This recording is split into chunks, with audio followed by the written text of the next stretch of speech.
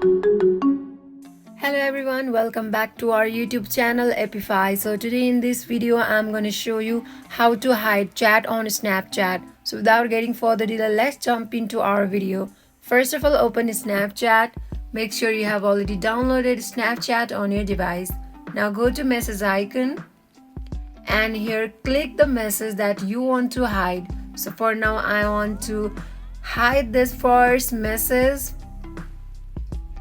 So click on it and tap on profile, and here tap on three dot that is located on top right corner, and now tap on chat and notification settings. So here you will see this kind of menu. Now here tap on clear from chat feed. So here you can see and you can read it. This will clear the conversation from your feed. It will not delete any saved or sent message in your conversation. Yeah, it will not delete any saved or sent message in your conversation. So this will clearly hide your message, hide your chat. So tap and clear.